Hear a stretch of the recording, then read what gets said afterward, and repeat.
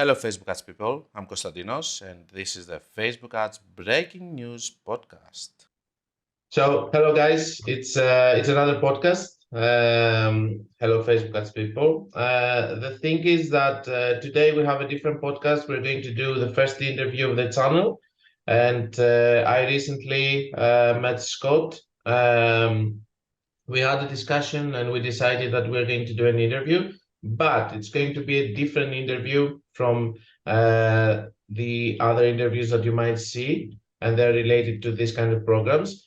I'm not going to include any link in the description. It's not going to be a paid interview. Scott didn't give me any money for it, so it's just going to be a discussion between two people that they are passionate about data, because this is the common element that we have with Scott, and the way that we can actually track them better, because in my case, they help me to have better optimization.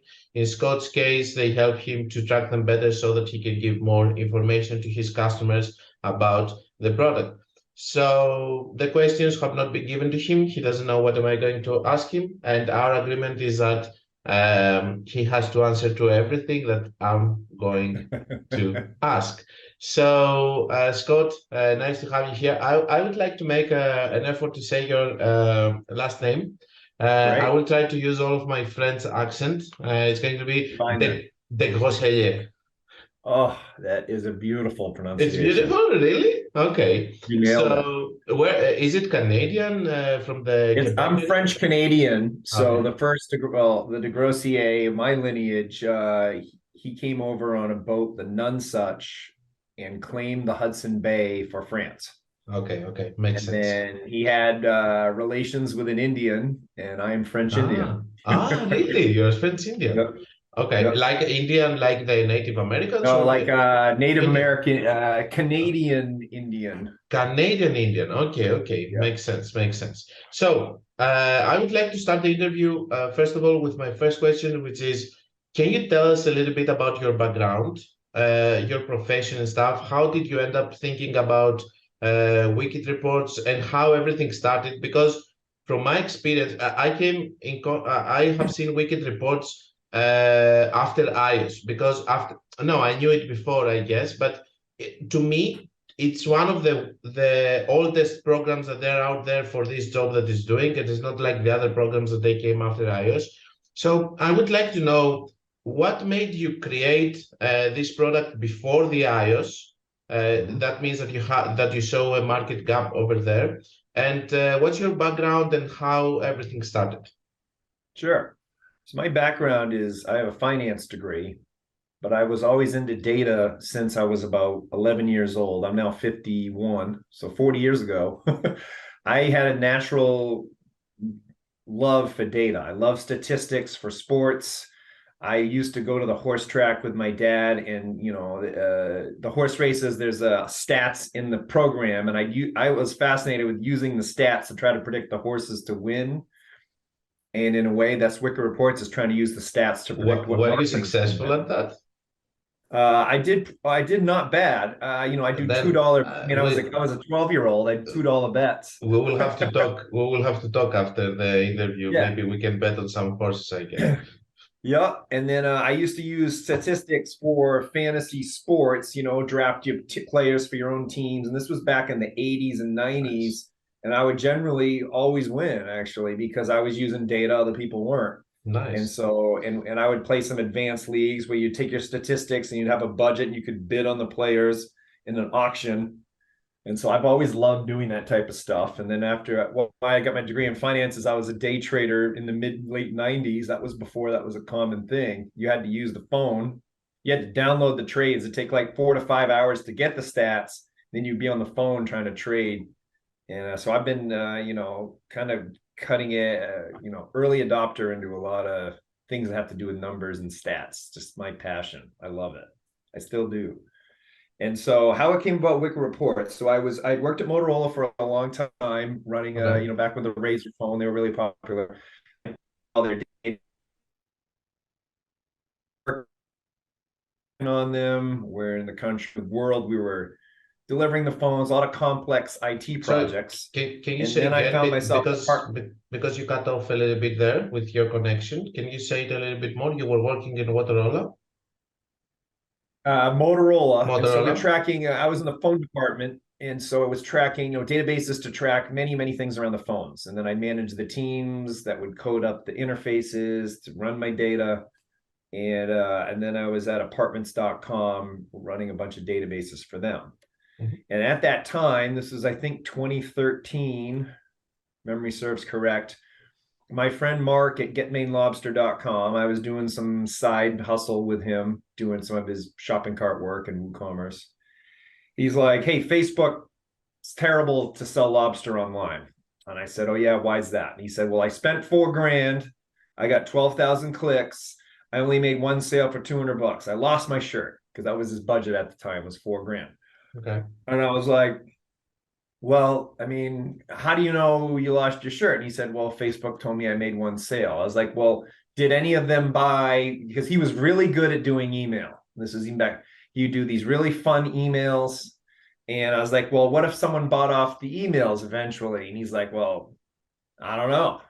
And so I looked around for software at the time and there was like nothing. There was literally nothing out there, particularly for an SMB. He was around 2 million a year at the time, 1 million, Okay. maybe 1 million. And so I hacked something up and we decided to test out this idea I had on how I thought I could track if people bought from his emails after Facebook ads, which is still a thing people don't understand. And I think we'll get into today. Don't seem to understand well enough how it works. So our region of the, I know you got a global audience. So we decided to test out his particular product selling lobsters online. It's a very New England region. It's a region of the US where they're very popular. And then elsewhere, it's usually quite expensive because you can only get them in a certain region and it's tough to ship it. And he had a way to do that. And so what we targeted was people that liked our sports teams, but didn't live in the region. Because we thought, the only reason they're going to be fans of our sports teams and not live here is because they used to live here. And therefore, they'll have an affinity for the food they grew up with, or it's very intertwined, the food and the sports. Super smart. So we run the ad as a decent idea, and we run an ad. And what we did was, you opt in and you get free shipping or some deal like that, some coupon. You run the ad. He'd redirect him to the page that was already on his e-commerce store that already did the offer without opting in. But the ad, when you're on an ad, you don't know. Opted in, redirect him. That was it. Very simple. And he spent $5,000 and it took him about a month to spend the $5,000 and he broke even at the time. And then he turned him off. He's like, well, I broke even, but after product costs, I lost money. So I guess Facebook still doesn't work. And I was like, well, let's see. I can keep, now that I know who came in from this offer, I'll keep tracking it, pulling his sales every day and doing all this pivot table Excel work. And lo and behold, after 3 months, he had made 10 to 1 on his money because all the delayed conversions that were happening as people got comfortable with his brand or, it's always people are busy. Like maybe I was going to buy something right now. And then I'm like, oh crap, I got my interview with Konstantinos and then I forget, and then I get busy with my kids and I don't bother buying. And maybe the email reminds me in 2 weeks and I buy. So that type of stuff was happening with his product, all sorts of things, all sorts of reasons people didn't buy immediately. But then the light bulb went off in his head and he started spending more and more. And now he drives, no exaggeration, 300 to 500K a month from Facebook. And he was not going to do it. So that was like even my now very first case study was an extreme example of the success of how understanding attribution can really lead to big dollars if you have the right framework. Even now he's doing it, Scott. Even now he's spending this amount of money after the iOS and after everything. He still that. Okay. And when did he start it? Back in which date? He started in 2014 and he slowly scaled up. And there's been ebbs and flows for all sorts of reasons, but never an ebb down to where he's always consistently making more than he's putting in on it. 2014, that's crazy. And at that point, even with the 28 days attribution model, he couldn't see the sales coming, even delayed on that thing, and Wicked Reports was the only solution. 2014, the tracking was very, I mean, Facebook's evolved there, now it's a model delayed conversion. Who knows what that number is? Yeah. But at the time, it was, I think it was his WooCommerce. He had WooCommerce, and I think the pixel wasn't set up right. Okay. It should have showed some of the sales. But Okay. the way Facebook tracks is very different from how we track. And so it's not ever it's not designed to line up, and it shouldn't actually. If we line up with Facebook, you shouldn't be spending with us. You should just use Facebook. Which takes me to my next question, actually. Tell us a little bit, how are you tracking? What are you doing differently? Are you tracking from, as far as I know, most of these companies were like yours, that were using API before even Facebook actually used API, and Facebook was using Pixel. I understand the concept of Facebook, to be honest with you, Scott. I think that Facebook tried to create a platform which was going to be for dummies. Okay, you have no clue. You come inside, you put a code, which is the Pixel. You do this, you do that, because the API brought also the need of developers being able to know how to do it and stuff. Companies like yours, they have always a team of people helping people to install the API so that it's going to track properly. So Facebook was saying, okay, I want to make a platform which is going to be friendly for everyone, and even dummies can use it. You just do it, you just run some ads, and boom, it's working. And it was working like this. As I like to say, back in 2016-18, you can take somebody who had a brain surgery, take him to a computer to do some Facebook ads, and he was going to have sales. It was that easy. So the whole thing is that the game became more difficult, and the more things that they were putting in order to fix things, they made the platform super complex after some point, because they were adding to it all the time. So tell us a little bit about it. Did you start having API from the beginning? How was it? Did you track with more data points, like I don't know, their IPs, whatever? Tell us a little bit. I'm very curious to understand. Sure. And it helps to understand. So Facebook, why they could, what made it so good is they had your phone number through their login, because they'd say, hey, we're going to text you a code to log in. So they would just send the phone number to Facebook, to Apple, and Apple would spit out everything you've done, and they just read that in as the Bible and use that for their tracking. So they didn't need to worry about the things they now need to worry about. That was one thing. And then the second thing is they're a third party. They're using that data for all sorts of reasons that aren't illegal or anything, but they're tracking you off site. So they're tracking everywhere you're going, and they're using your phone number to look it up. And those two things are radically different than how we do it. So that the foundation couldn't be more different. So what I started back in 2014, and I'm trying to get a patent in this, but it's tough to get IP patents. So I don't know if we'll get it or not. It's not a thing I would recommend, because it's a lot of money and time and not much result. But we started from a real order and look back in time. Just a second, Scott, you're saying that all the other companies that came after you, they copied your model. This is what we're saying. Yeah, I am the first one. I have prior art in the patent world, and this is what you're saying, that all the companies like Hyros, Triple Whale, whoever came out, they just copied your model. This is what you say. They are using exactly the same thing. I don't know what they decided to do when they sat down to create their code. At least the methodology. They use the same methodology of starting from an order and looking back. We were the first people, particularly from our direct competitors, because we were the first ones around, and that's how I coded it back in 2013. And those companies didn't exist then. So whether they also had the idea and then said, oh, hey, look, I don't know, because at the end of the day, it doesn't matter if you track every click successfully. It doesn't matter what your model is. The whole point of all this attribution is that you're improving your ROAS, or you're getting more clarity on what's working. And however that happens, if you can confidently make more return on your money or quit wasting money, then the platform's doing its job. The methodology and the mechanics of it don't necessarily matter at the end of the day. That being said, I love talking about them and look forward to doing it today.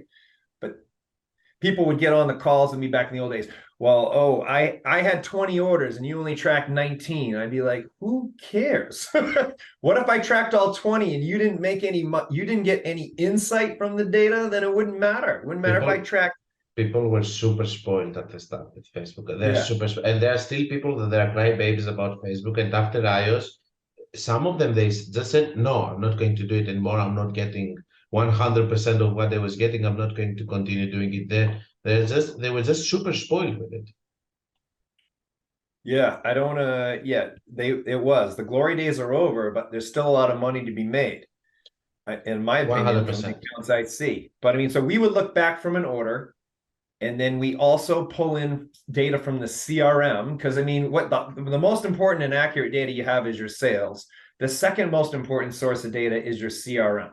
So we started with those two things right from the get-go, because those are like the Bible of data that we know we can trust.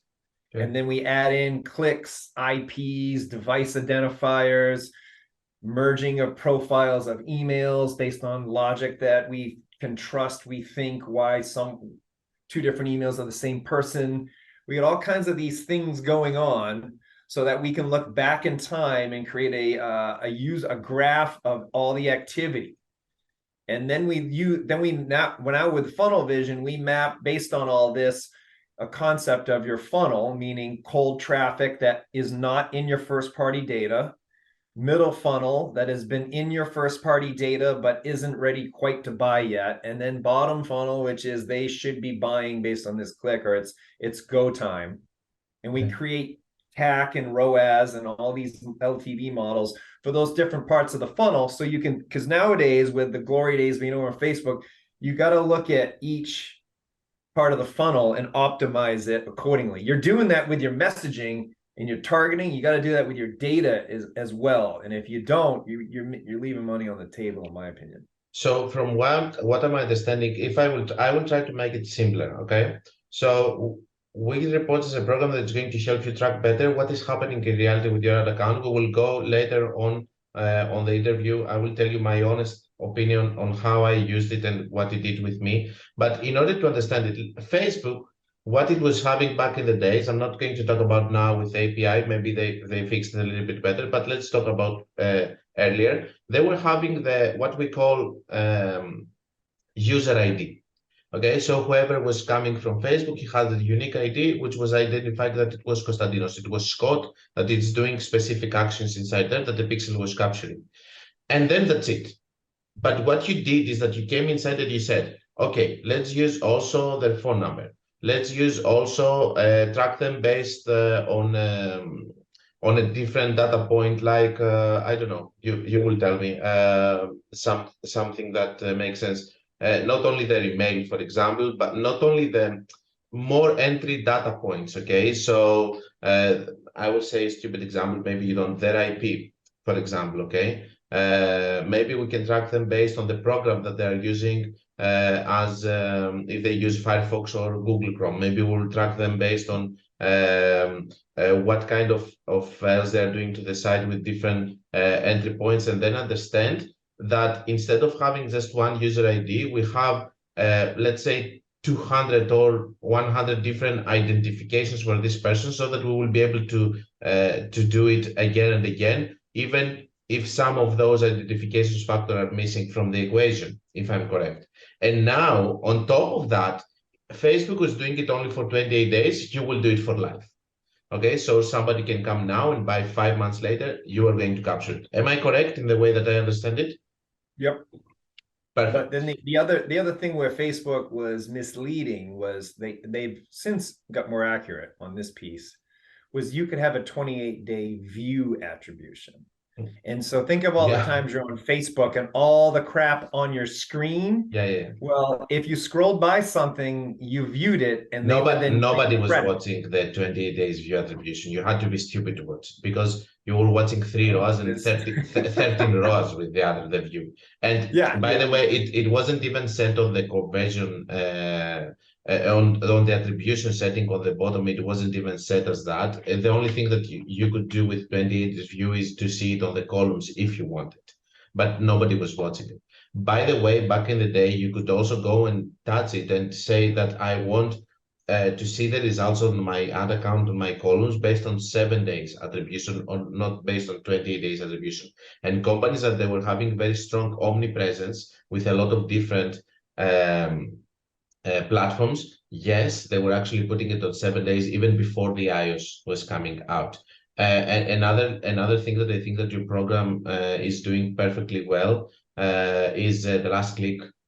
If you are running ads on Pinterest, Google, Facebook, blah blah blah, and with last click you can see where the user clicked last and what was the actual ad. Was it Facebook, Google? Who made him actually buy? Yeah, you need to do you need to have a multi-channel solution though, because otherwise, if you go in and take Pinterest view and then Microsoft's and then Facebook and Google's, you're likely to have 3 times, 4 times the sales. If you add up all those conversions, they're all good at looking back. Yeah. And so that's why looking at it full funnel makes more sense, because Pinterest might say, hey, we sold something, and really that was a top of the funnel 25 days ago click. Still important in the journey, but you need to know where so you can optimize the spend. If you're thinking it's the bottom of the funnel and I'll just spend more and I'll make more, no, you got to be able to. A lot of these e-com brands, the SMS and email close a lot, and they still close a lot, no matter how much people think they don't or do. They do. I don't know. They do. They're very good. So you need to be continually hammering that home, and then the paid has to feed into that channel. Is a lot of the reverse engineering of all this data to make a result. Yeah. The way that I see it, Scott, and tell me if I'm right. Right now, the biggest battle is between Google and Facebook, and it's always this battle that I even go to brands, I'm working with them, and because I'm improving the results on Facebook, then the Google team that is doing the Google ads, they say that they also have improved for us, but I know that they're stealing sales from each other. Okay, in my opinion, it's fine. You're a data guy, I'm a data guy. Even if it's stealing, if it's using it for optimization, fine, let it be. But let's know the actual truth of what is happening there. And for me, this is why these programs are very important, in order to know who is actually bringing the volume and stuff, but not using them actually for optimization, because we need to trust whatever Facebook sees as optimization data and not what we have over there as actual results in the platform. Well, and there's some cases where you don't need Facebook's pixel to optimize for you as much as you think, particularly on cold traffic, top of the funnel. So if your sales cycle, let's say, you think even in natural e-com brand, if you're selling something that's more than $100, there's probably a couple weeks consideration in there. Okay. Generally, not always, but generally. And so Facebook might never, their pixel with the 7-day click window might never be able to show you revenue, no matter how much you pipe in with a conversion API and think you're fixing things. You can't, it just will refuse to acknowledge the revenue because it's more than 7 days from the click. But if you get a top of the funnel ad and you're just doing likes my competitor, lookalikes of my customers, all the usuals, but it's cold, brand new exposure to your brand, but they see something and they opt in for a contest or a free shipping or buy one, get whatever your deal is. If they're opting in there and it takes a couple weeks to close them, Facebook might never see or purport rosy results, but you're still making good money.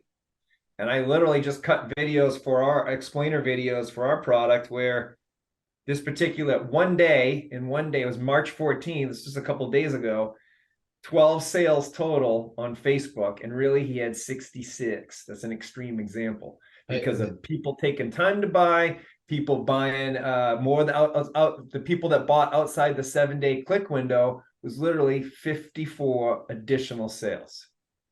And that's a dramatic amount. This is someone spending, 90 grand a month, 100 grand a month. The more you spend, the bigger the results. But you're talking 5 times. He has 5 times the ROAS that Facebook is showing. So if his CAC was $69, which you can't do, but his CAC was really 19 if you knew about all the delayed sales. Now, this is not really an extreme example. It happens.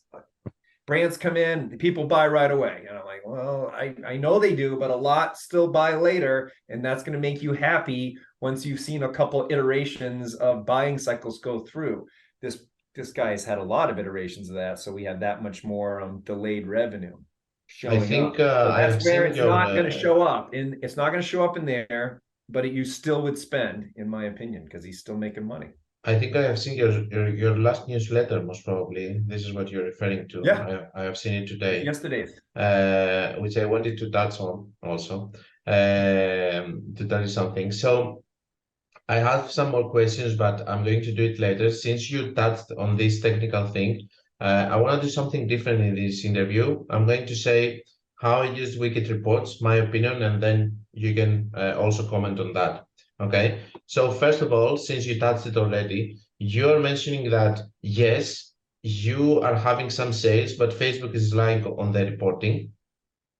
And my my view on that, and let me tell you that because there are so many companies and so many agencies that they are actually getting paid a commission from Triple Whale, from whoever, in order to convince the clients to use it. It's another income for them.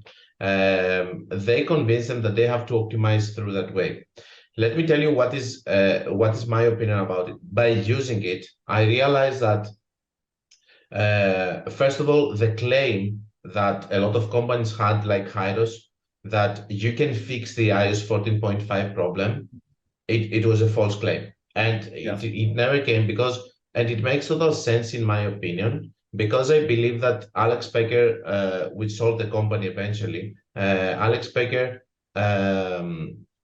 is having an audience of drop shippers, of younger people, not established business, most of them, and so most of them are doing on crypto and stuff.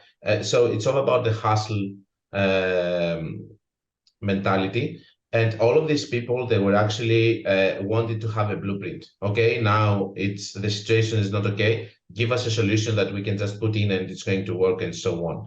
And then it created the mentality that these programs are actually solving the problem of the iOS 14.5 and the reporting and everything, and you can use them in order to continue without nothing changing into your platform, which I strongly disagree. What's your opinion?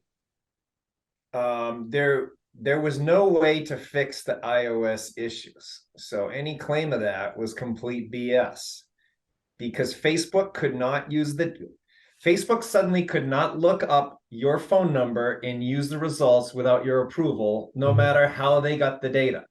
They get the data in, and so we're a Facebook conversion partner. So we talk to Facebook about it. Hey, how can we get you data you can use? They say, you can't. Well, you can get us more data. Great. Conversion API. Because Facebook was also loving the idea that the conversion API was going to help, because that was giving them more data for their cohort models of how they're going to do conversion modeling. So they wanted it for that. And they wanted it to use to help with lookalikes. But they can't take the data you send them and suddenly send it to Apple to get the readout of what you're doing on your phone. And virtually everyone opted out of it. The most extreme example I heard, 96% opted out. I don't know. That was 95, when I heard it. 95. Yeah. So these are data no that way they to come fix up. it. So I would get so irritated, but it was Scott, great. this data is coming from Apple. Apple is announced that 95% of users opted out. Now, when I break down my results now on the platform and on the people, I can see that while in the iOS 14.5 we had much more Android users having sales, doing the purchases and everything. Now, what I can see is that again the iOS users are more. Okay, so I don't know if this 95% and only 5% in the United States stayed to continue using and being advertised is correct, but this is what Apple announced, 95%. What that means is Facebook can't look up your results using your phone number. It doesn't mean Facebook ads don't still work. It means all the ways that Facebook had hinged all their data on having this pristine browsing history from your iPhone. They lost that, which then started to degrade things because it was very, very good at working with that data set. And they haven't been able to recover from the fact they can't get, they still could do all sorts of things that they aren't doing, but they never recovered from that particular loss, that admittedly very valuable stream of data. Since you're talking with them, I have one question. So they talk about, and you also mentioned it, conversion modeling. Basically, Facebook is saying that you can start one campaign and we can calculate how many sales you're going to get. So we're putting a number, and by the time that you're going to start getting data, this number is going to be close to reality. Okay, so they're just guessing. Okay, what kind of sales do you're going to have? Do you think that Facebook is doing this in a big scale and they're actually guessing, or these are actual results that they're reporting? Because I'm a little bit skeptical about the conversion modeling, as they say it. Conversion modeling has its place in time, and it's only as good as the model and the data going in and your business model it's a very black box situation. So basically, if they're conversion modeling, if you follow it and it leads to more money in your pocket, then it was good. And if not, then it was bad. So on an individual advertiser basis, it's probably a coin flip. Overall, I mean, they had to do something. And do they have the capacity of doing it? Is it accurate? Pardon me? Do they have the capacity of doing it? Is it accurate? What do you think? They had the capacity to do it. Yeah, they had, well, I don't know, they're laying off a lot of folks now, but they had a ton of people sitting in all the, I'd go out there, they had a humongous campus of people doing all sorts of data oriented things, but they never did understand the delayed conversion. I mean, it was 80%. So this is fresh because I just cut the video literally 2 days ago. That lobster guy, 80% of his conversions are greater than 7 days. We're talking tens and tens of thousands of dollars every month.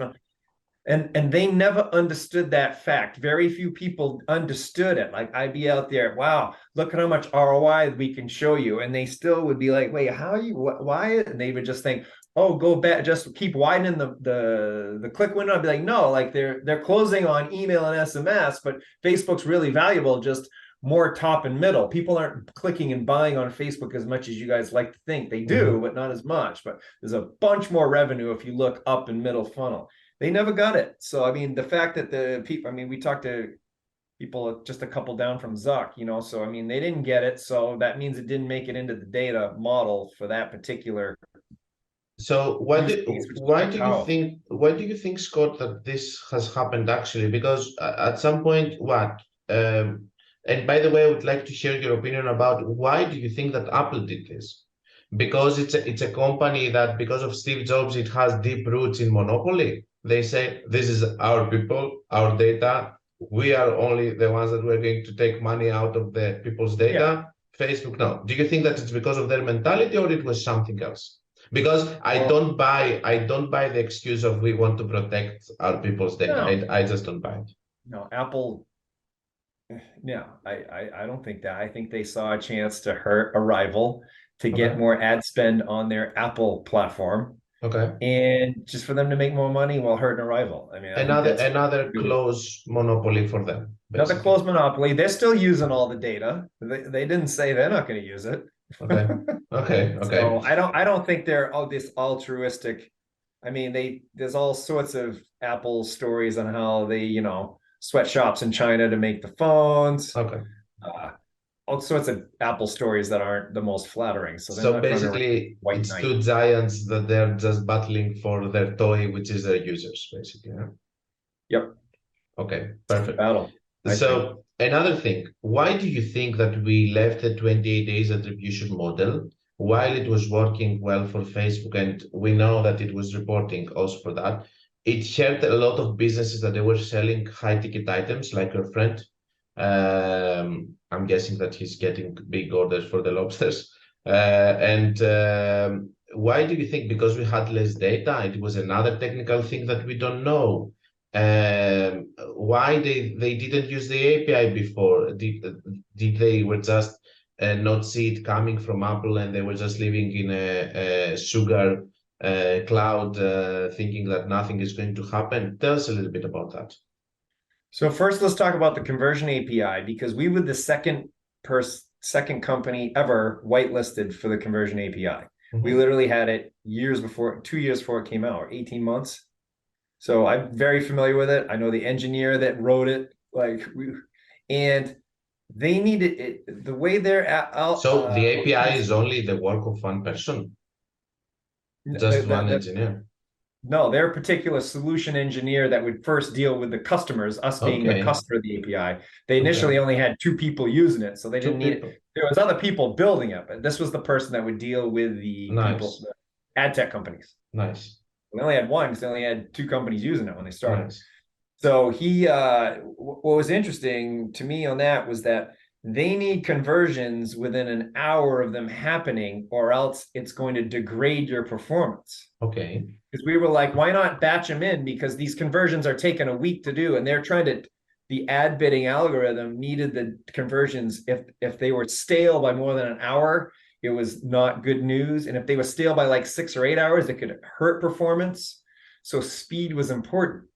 But I was like, that doesn't jive with how long people are taking to convert you. So if you have a 28-day window on a sale, but the algorithm needs to optimize based on a sale that happens within an hour of a click, or an hour of it happening, hour of the sale happening, they need to know those 2 things are in opposition in terms of trying to optimize. And so that is what they had to shrink it down, because however they're doing their algorithms, those rules just don't add up. So that's why they shortened it, in my opinion. It was based on that insight. Now, knowing they can't reveal like precisely why they're doing and not doing, but which is typical. It never made sense to me, because we've integrated with Google, and we send them in once a day, because then they readjust as they see the delayed conversions. That makes more sense. Okay, which brings me to my next 2 questions then. So when I was optimizing by using Wiki Reports, Kairos, Triple Whale, and I wasn't watching on the data of Facebook, then the results, even on a campaign that it was reporting very well, okay, then the results, while I was scaling, the results were becoming worse, because Facebook was using the data that it could see, not the data from Wiki Reports and stuff. Because there are companies like Kairos that I met personally, engineers over there for some of my clients, and they said, no, it's reporting the data back to the ad set level in order to use it for optimization. How does Facebook work? It says Konstantinos did an action and bought something. Then I'm going to find a similar person. And then it finds Scott. And then it says Konstantinos and Scott did it. So I'm going to find a similar person like this too. And it goes like this. To my experience, when I was optimizing, it wasn't reporting the data back to the ad set level to continue this process. You could have an idea if it's working or not. So you were just optimizing on the idea, but you were optimizing and scaling on the idea. But you were not scaling based on the fact that it was having 20 sales there that are reported, and these 20 people are going to be used for optimization to find more. And this is my take on how these programs have been used. And I didn't use them for optimization. I use them in order to know a general picture of how the company is actually doing. What's your opinion on that? I think you can use the data to scale, but you shouldn't try to be a day trader on the algorithm, because it's reporting conversions that are modeled and delayed up to 72 hours. Okay. So if you think you're in there doing a day trader, oh look, I got 7 sales today, I'm going to spend not more day trade, based on the last 7 days. Yeah. Based on the last 7 days, not day trade. Yeah, I think you can use it to make more, because I think when ad sets are showing as profitable, you should start incrementing the spend up because they're profitable. But then you need that conversion, how long they're taking to convert. You don't immediately. So if people are taking 7 days to convert, and you bought X amount of cohorts each day, say you bought 10 people are converting a day, then you're going to increase your spend. That those new clicks you bought day 8, because the first 7, they need their week to convert before you're going to see the lift. And okay. I know as a media buyer, I'm media buyer too. Like when you increase spend, you want to see more revenue that very next day. It sucks waiting, but that the return you're seeing is based on a period of time. You need to give it the same amount of time, and then it may be that you fished out the ad set and there ain't enough people left, and therefore you spent 7 more days and you found out your return isn't, like if you made 100% in 7 days, you need another 7 days to get your new spend to get to that level too, because it's this is trickle in of people, and maybe the reason why you showed all these sales is because you sent a great email and a great SMS, and then you bought people on day 8. They haven't got that email and SMS yet, which is going to lift your ROAS. If you're not sending them the same stuff at the same time, you got to evaluate all on the same timeline, and it's very hard for people to do that. Okay, so my personal experience is this, that I'm running ads, I'm watching Wiki Reports, Hire, Triple Whale, whatever, and then For example, in Facebook, I'm getting the report of 10 sales on Hyros, on Wicked Reports, on Triple Whale, because I'm using all of them. This is why I mention all of them. I'm getting 20 sales. Okay. If I continue scaling my campaign with the pace of the 20 sales and not with the pace and the growth that I see with the 10 sales, then I'm going to start spending a lot of money while Facebook is using the 10 sales data to find more people. So from my experience, by using that and using only watching the other platform that it was giving me the actual results, that was becoming a gamble because some campaigns were scaling and they're failing immediately because they had less data as a base, and some of those were not. You're assuming it's because they had less data. Why did Here's they fail? The thing. Let's say it's an ad set. Say it's an ad set. Let's keep a small number. Let's pretend you're doing the 10 sales a day and there is only actually 1,000 legitimate customers to get in that ad set. You can exhaust an ad set because the quality goes down in the ad set itself. You run out eventually. So I'm not saying there is, sometimes it is. I'm talking about consistency. So whatever I'm telling you, I was doing it for months in order to decide. Oh. And do you know what I realized? That I said to myself, okay, I'm not going to aim for 2 ROAS, for example, in the platform of Facebook. I'm going to point on 1.6, go lower on my ROAS because I know that some sales are not going to be reported. And I'm going to optimize based on the 1.6, but not based on the 2 ROAS that I see in reality. Because if 2 ROAS is reported on Wicked Reports and I'm going to continue optimizing this campaign based on what I see on Wicked Reports, then the ROAS in reality and in the platform are going to drop, and I'm going to drop to 1.8, 1.6. So what I realized is that I want to optimize with the data that I see on the platform. So I'm lowering my ROAS below and my expectations of the platform, while I know that in reality they're going to report more. And of course, I'm checking Wicked Reports in order to understand what is my balance that I have to keep right now on as a ROAS on Facebook in order to optimize with the data that Facebook sees. Okay, I'm guessing that Wicked Reports is not saying that it's giving data back to the ad set level for optimization, but it's saying that it's showing the actual picture. Am I correct? It is going to show the actual picture because we're using order IDs, which we've done since the beginning. Correct. And based on different models, we won't double count the order unless you pick a model where we can overcount because it's more for signal and less for order level accuracy. So yeah, that is a way to use it. Yeah. So in my opinion, what I did is I was lowering my expectations on Facebook. I wasn't aiming for that. I was watching Wicked Reports and all of these platforms to actually see if this new level of ROAS that I'm asking from Facebook in the Facebook Ads Manager is correct, in order to know if I'm correct there, because I was working with a lower break-even ROAS from what in reality I want to have. Okay, and I was working with the data within Facebook, and of course I was watching a little bit, to be honest with you, if one of these, if it wasn't on 2 ROAS and one of them was on 5 ROAS, maybe I was spiking a little bit the budget in one of them because I was seeing that in reality it was working. So I'm not blaming you for saying that. On the other hand, yeah, because if I see 5 ROAS in reality, okay, it's in the human nature to.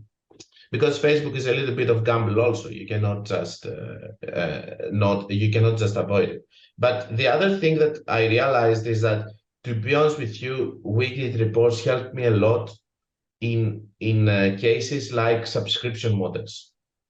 Because with Facebook, there was no way that we will be able to actually understand how many months somebody can stay, how much money somebody is spending, for example, even in an e-commerce store, and how much money can we spend in a course of 6 months. Let's say that you're taking somebody, how much money can I spend and how much money can I lose because this client is going to recuperate this amount that I lost in the next 6 months. And this is impossible to do it with Facebook.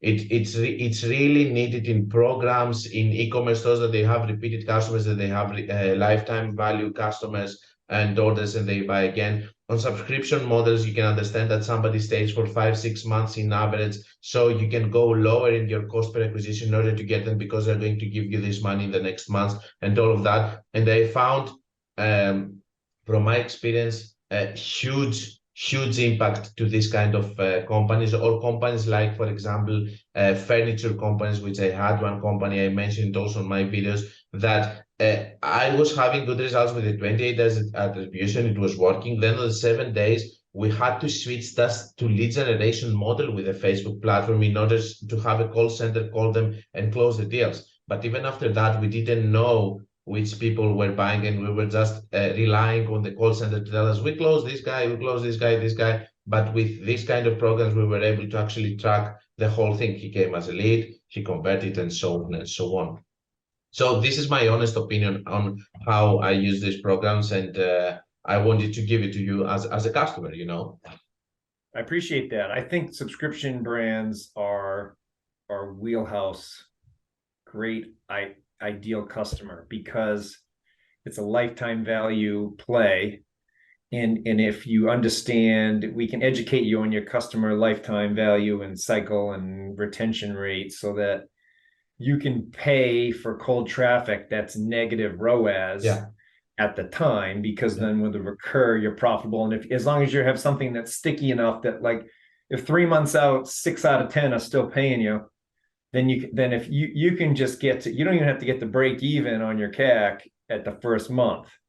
And then you get that volume in, because all of a sudden then you stack up a couple months of people recurring. It's almost like earning interest in the bank. Then suddenly you have a real, you can really kill it. People that understand that do pretty well with our platform. We have some really happy subscription folks. Yeah. Last thing before we go to the main thing of the questions style, because right now it's my confession and you actually criticize. Now we'll go to the questions soon again, which is going to be the second phase of our interview before I let you go to your busy day.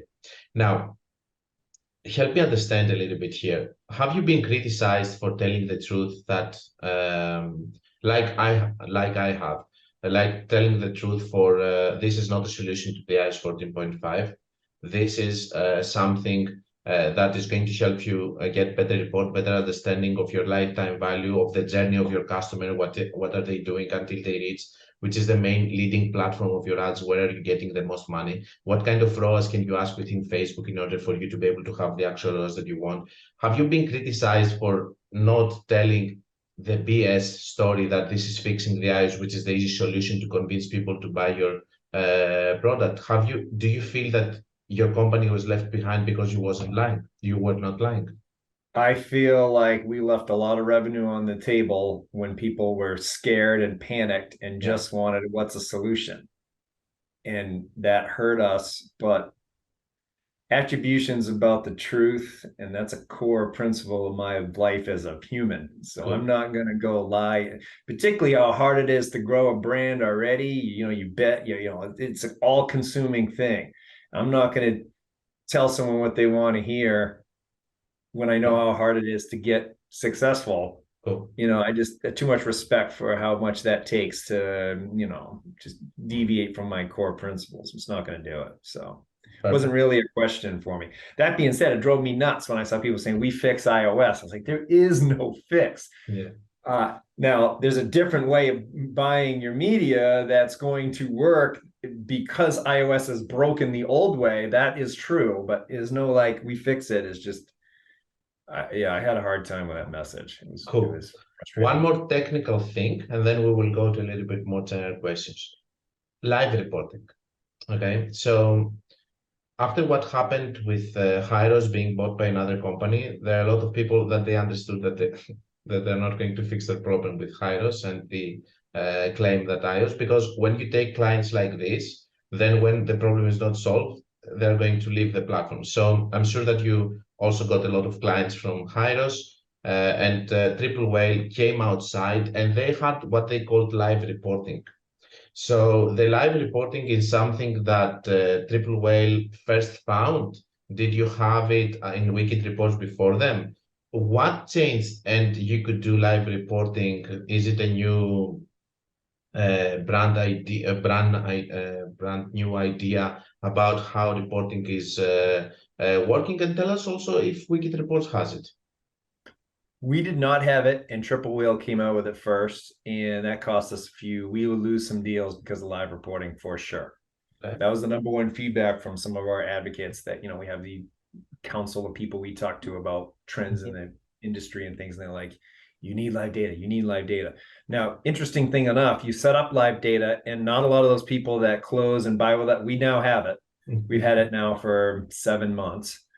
And people say they need it. Not as it's less than half of the people actually even go to the report each week. People come in and say, man, I need live data. They don't actually go to live data anymore.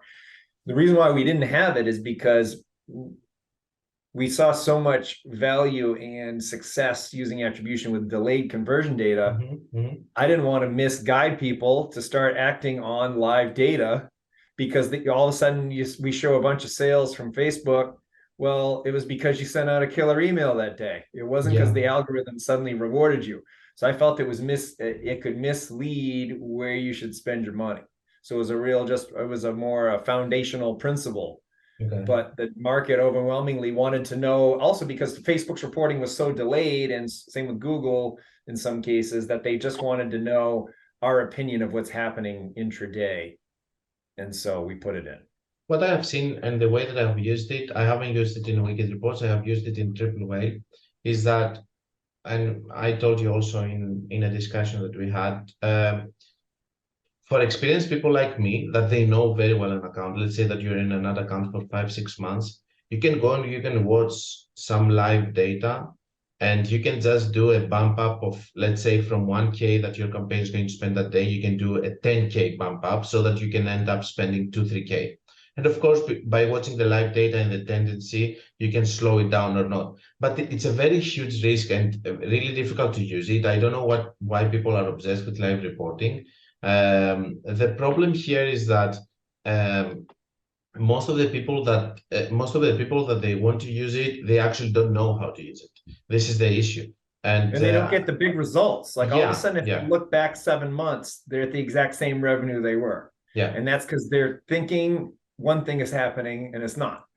Yeah. Because the people have this experience, this customer journey, and it's not this funnel that works the way you want. People buy the way they. If it is email, they can see the last clicks of the sales. They can understand if it's coming from email or not. They just don't know how to use it. They just think that it's good, but they don't know how to use it.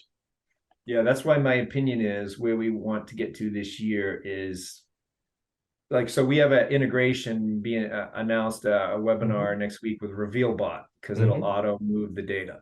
And my thinking has become, how can we have a automated media buying with delayed conversions and the multi-channels taken into account, so the human element is less impacting with the logic. It's because it's just mostly logic, and then the human can just be thinking about new offers per different stage of the funnel.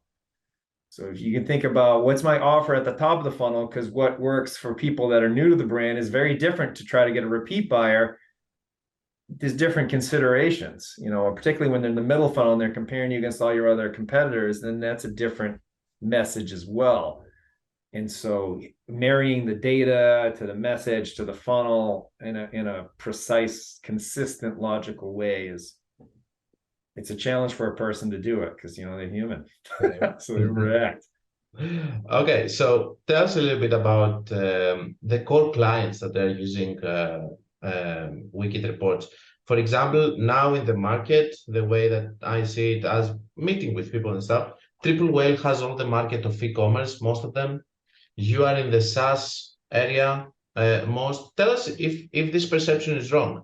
That's wrong. That's completely wrong. Tell us about it. This is why we're here. Tell us about it. We have a fair amount of e-commerce people. We have people that are the ones that are serious about marketing attribution, or that have a concept of spending on top of the funnel, a lot of budget at top of the funnel. Higher priced products, or the ones that have delayed conversion time, and subscription brands are our wheelhouse customers. We have a lot of people using the API with all their unique systems. Okay. I would say but our biggest area is agencies and media buyers of agencies are over half of our business. And so So We these do are have the some people staff. that they are using it, and they say to their clients, "You have to use it because it's going to help our job be better." Yep, or they pay for it themselves because it's such an asset. Okay. Because then if we have an agency working with us, they get a dedicated Slack channel. And so then, and they have a dedicated rep. And so then we can help them with the talk tracks of how to explain it to the client, particularly when it comes to because what an agency will love is like after a couple months, the clients may or may not notice. And we teach the agency to say that you can go in and run a report and show all the revenue from things you aren't spending on anymore. And so then in some cases, it could be a significant amount of money, like $10,000 to $40,000 for the month was from old campaigns. And so you want to remind the client, hey, you know, you did 400,000 this month, 40 grand was from me, and it was not the stuff we've been working on, just to remind them of how much money you're making them this month. Old stuff, it helps retain them. So we have talk tracks like that. But I mean, e-commerce with Triple Whale, I mean, yeah, they've got a lot of nice e-commerce metrics that we don't, you know, that's not, we're marketing attribution, customer lifetime value. That's our thing. Are you thinking of adding them? Are you thinking of doing improvements on that area? I'm in a contemplative phase if we're going to go after that fully, or is it going to be subscription brands, or is it going to be just what the agencies need to work, you know? And it's one of those three paths we're going to take. And it's not been decided yet. Okay. Because we have some makeup ground on all that e-commerce-y. There's a lot of companies out there doing that too. Hello. E-commerce only. To be honest with you, the way that I see it as a media buyer, e-commerce companies, they sell to more people, which means more revenue, which means more money, which means that they need your product more. Okay, the way that I see it, it's more massive in terms of that. SaaS products can be also huge. Okay, a subscription also huge. Don't get me wrong, but there are e-commerce stores that are huge. Okay, and we see it all day long. Now, last phase. Let's talk a little bit about the history. So Wicked Reports was here as the first program. We have discussed about that. Then Hyros came, and we had the iOS 14 thing where it came really fast high. You lost a chunk of the market there, I believe.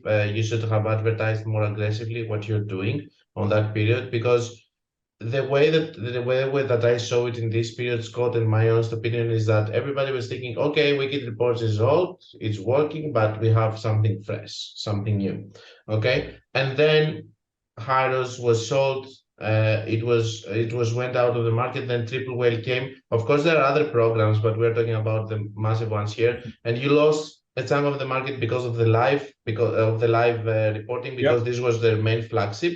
So what do you think that is going to happen in the future? Tell us a little bit about, do you know the chunk of the market that you had right now? Are you first, second, third? Who has the most users if you have this kind of data? And tell us a little bit of the new things that Wicked Reports is going to roll out. And one more thing, just to make your life more difficult, we have the 28 days attribution coming back. We have the pixel being removed in the next year and only API staying on Facebook. Do you think that things are going to be even worse, slightly better, exactly the same for the next period, and how these programs are going to be used in the future, are going to be a necessity? Okay, so first thing, I do think Triple Whale is currently leading us on e-commerce. No, they had a lower end e-commerce metrics only product. I think with attribution, we've had people defect to us. We've had people go to them because they want the full suite with the financials and all that, the product, the COGS. In our case, we've had people that are more serious about attribution say, hey, their numbers aren't adding up when they come to us, because we lead with accuracy. You know, that's our, in total numbers, who has the most clients right now? I don't know how we prove that. I don't know. Maybe you did the research. This is why I'm asking, because I don't know.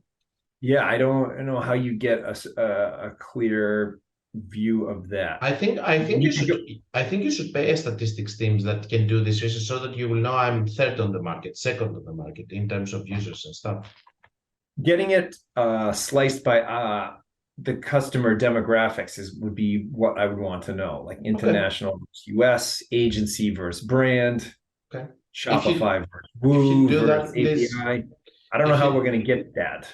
I don't know. You're the CEO of Wiki Reports. You have to find a way, like you found a way of reporting. But if you ever do it, send it on newsletter so that I can announce it on my next podcast of who is the leader of the market, because this is what I know. Okay, let's go to. It depends on the niche. I think it will depend on the niche.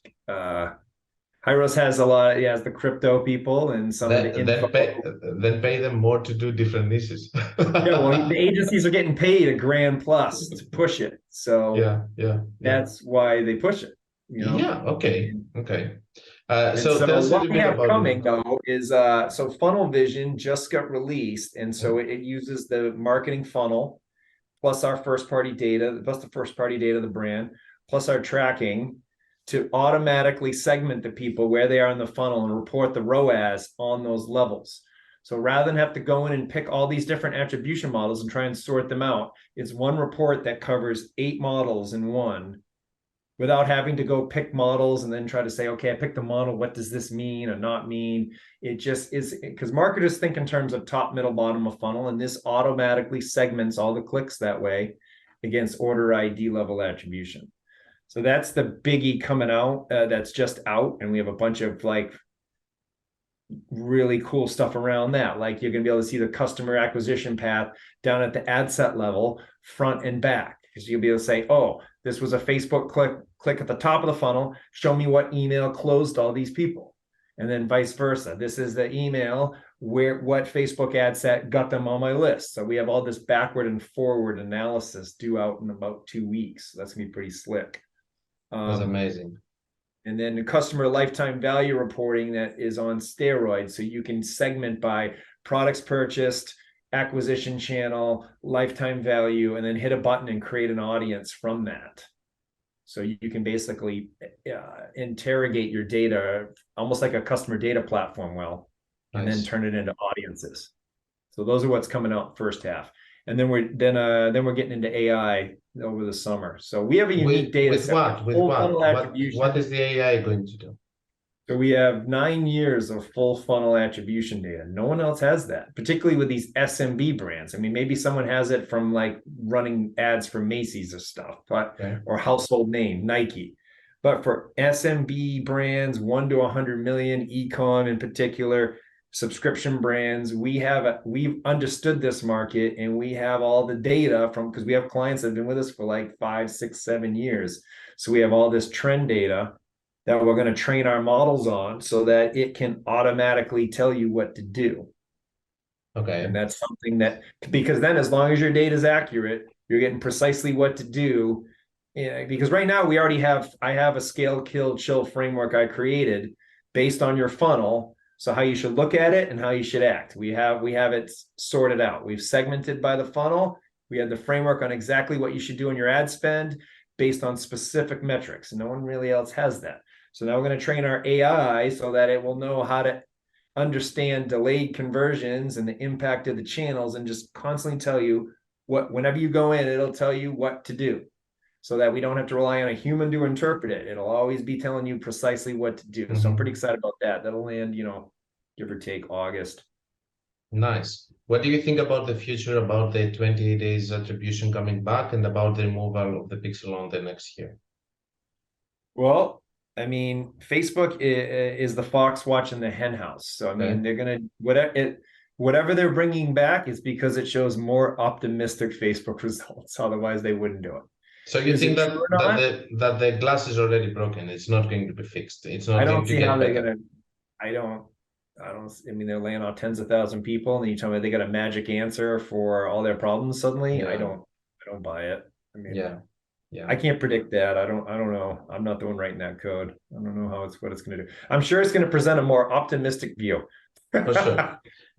After all, they have done now what they call business accounts, okay? Because the stock of Facebook is rising as long as they have new accounts. So now they say, okay, Scott, you have your personal account and you're using it for your business. What if you create another account in Facebook so that you can use it for your business, and you keep the personal with your dog, wife, kids separate from the job? So what does this mean? It's going to have more accounts now. So that means that the stock is going to And I think a very clever solution That's a from good catch. from I didn't Facebook. see that part. Of course. I'm analyzing Facebook not only as a platform, but also from all the tricky, spooky things that they do here and there. So last thing before we go, always I answer some questions of the people on the channel. I gathered 2 questions from my YouTube videos that people are asking, and I wanted you to answer them. They're from my videos. First question is, what is the difference between the Facebook API and the Facebook Pixel? The Facebook API is a way for advertisers to send Facebook first-party data. Okay. And that could be from your CRM or from your shopping cart. Okay. Facebook Pixel is code that you put on your website that Facebook sees a visitor, tries to identify them, but then follows them around the web forever, hopefully, for all its various data needs. And why is API better than the Pixel? I don't know that it is really. I guess the thing with the API is that it's based on real business data. Okay. But the Pixel is allowing Facebook to track off site so they know where you're going for websites, so they can try to throw you into interest audiences because they see you went to ESPN, so you like sports. And otherwise they may not know that. Yeah. So they use the browsing history they're allowed to track so they can profile you. And so the problem is that iOS didn't let them to use their browser, so no data. So they have to go through the API thing, which is server to server reporting. But the API is just telling you, I'm a customer, or it's giving them demographics to help with their conversion modeling because they have more data. Now, they're also going to use that when your customer says, find more, when your competitor is like, find more people like my customers. And they go, oh, you're like this other company that just uploaded all their customer data. We know exactly who to target now for you. So there's downsides to the conversion API because Facebook has a crystal clear picture of who your customers are when competition wants to advertise. So that's the downside of it. But you kind of need to do it because Facebook can't work without good data. Exactly. Catch 22. Last thing. I have seen with my own eyes, but I cannot prove it. There are some companies that they have private solutions. The same way that we have the ChatGPT now and the AI, and some companies, they had it much earlier than us, and we just didn't know it. I think that there are companies that they have private solutions and private programs that they just don't go public and they use it in-house in order to track. Do you think that the programs like Wicked Reports, Triple Whale, and all that, they're going to become better with AI? Do you think that because of the gap of the market that we have now with the data, that there are going to be more and more developments like you do with Wicked Reports, and that in the next years they're going to just be a necessity? Or do you think that as you said, Facebook is not going to be fixed, but do you think that it's going to be just a third-party solution and nothing more than that? I think it's going to be a necessity that you need ad technology to win long-term, because if you're a smaller company, smaller meaning under 100 million, okay, and you're trying to navigate these budgets and all this complexity that just keeps getting more and more complex, you can't keep your brain around all of it and also do your day job. So you're going to need a tool that shortens that learning, shortens that analysis time. Because in theory, we have it all solved now, but it takes time and learning, and you can't ever really take your eye off it. And then when you do, you fall behind, or there's adjustments, or, oh, there's an ad set that was profitable and I missed it because I was busy that day. So everything gets more and more efficient over time, or it develops entropy and it degrades. And that's not the case with ad tech too. You're going to need to have more and more tight, but nothing, you know what? No data can solve a bad offer or a bad product. I always say that. Your product also I can show you, people come in, fix my stuff and be like, well, these ads are bad and people are returning your product. I can't fix that. I can just report what's I already also out. told them the same. I can do your ads and stuff if you if I give you good traffic from Facebook and your funnel is wrong, it's not my fault. It's a lot of things and then a lot of moving parts to make something successful. Correct. And Scott, then you. before we go, I think that people would like to know, first of all, how they can contact you. Do you have a process that the team of yours is coming and it's putting the API, it's helping them, somebody who's going to explain them how they are going to use the program and everything? And tell us, is Wiki Reports expensive? Because we heard a lot of big numbers from Hyros and the way that they were charging back after iOS. And people, I think they're a little bit afraid while they should not, because these programs are affordable, in my opinion, and the way that I see with the clients using them. And I would like you to tell some things about that and how people can start working with you. They can come to the site and book a meeting with someone, and then Yep. what's the process? Yeah, so wickedreports.com, we have live chat on the site that's generally manned by a human. And if not, it Okay. pings our team to someone to get on there. But if not, you can immediately see a video demo on the site. And it has chapters, so you can jump to the things that are interesting rather than just watch the whole thing if you want. And then you can, of course, book a live Zoom so we can hear your specific business challenges and KPIs and describe precisely how we're going to help solve them. Now, when you purchase, you get a dedicated tracking specialist that works with you. Now, sometimes you don't need that person for almost anything, and sometimes you need them for like 3-4 hours at a time. It really depends on your time availability, your tech stack. If you can describe your tech stack, in like 15-20 seconds, it's going to be easy. If it's a 5-minute conversation to explain all the stuff you got going on, then that's why it's tricky to track, but we have solved many of those. I mean, we've been doing this for 9 years. We have very standardized processes that our team follows. They know how to do it. Once you get tracking in place, then that's when you start realizing the benefits. Our tool automatically notices when your data is ready to be analyzed at certain points, and it'll pop up and trigger what analysis you should run. And in addition, you can get a live Zoom from our data analyst where they'll walk you through what they're seeing you should do with your ad spend, which is a pretty unique feature, I think, to us. Our pricing starts at $500 a month. You pay $250 to get started, and then you can pay another and then 14 days in, your subscription kicks in at $500. It can go up. We price based on how many people we track in your CRM. So all traffic that we can identify to a person is free, unlimited users, unlimited revenue, unlimited ad spend. It's how many people we track, because that's our cost, but also our value. The more people we track, the more insights you get. Give us a little bit the ladder. After the ladder is $20 for every 10,000. Okay. So we got people on the high end spending like maybe 4,000, 5,000 a month. On the low end, people spending $500. Up to 50,000 contacts is $500. Okay, so it's not revenue based as it is in other programs. Correct. We used to do that, but it was more aligned to how it just was more of a value metric, in my opinion. We're paid to track people and report ROAS. Cool. The more people, the more it costs us, the more complexity, but also the more value ultimately. Now we do have a Godfather offer now where we will do one-time payment of $5,000. You don't pay again. We work forever until we've found and identified 25 grand in wasted ad spend. So if you haven't made 5x, you never pay again. Okay. I like it because it puts guardrails on, exactly what you're trying to do in there, and our team's on the hook to help you get there.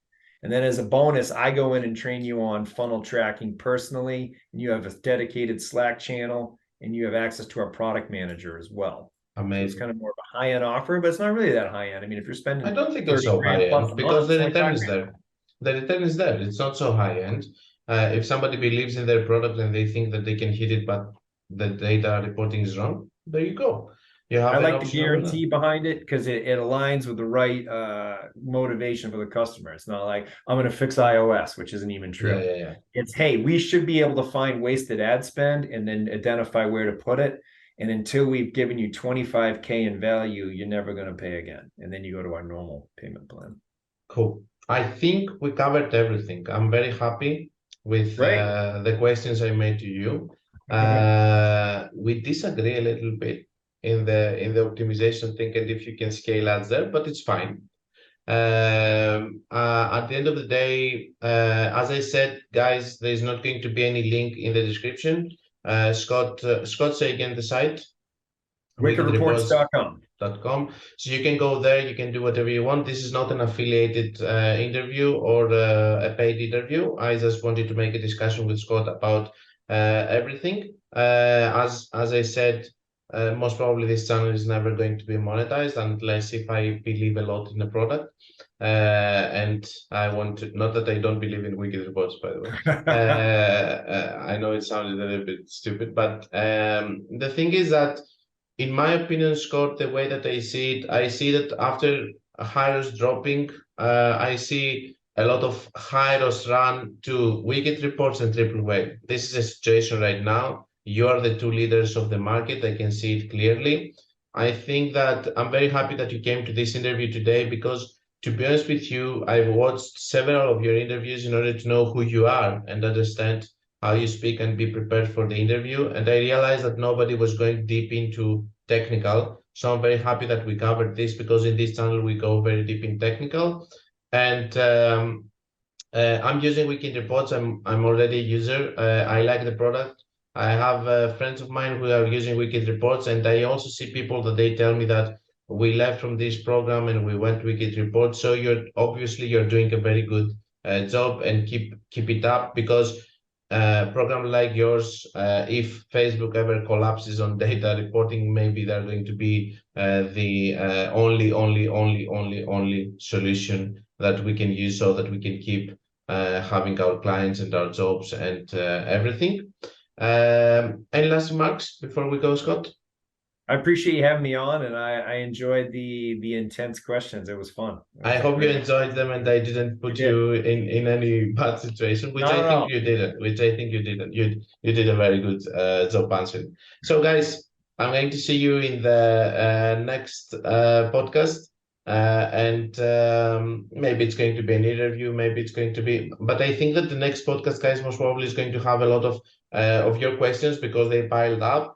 In this podcast, I did the interview with Scott, so we have a lot of things to discuss about it. I hope that you enjoyed it. Let me know on the comments or send me a message telling me, Konstantinos, you're an idiot, don't do an interview again, or whatever you want to say to me. And I hope that you will go to Wicked Reports to explore, see what is it there. All I wanted to do with this podcast, guys, is to present you the truth of how I see it. And then it's up to you if you're going to use it or not and how you are going to see it and how you're going to evaluate it. But just to be clear, I think that Scott was extremely honest with everything and I really enjoyed it. Scott, thank you very much. Thank you.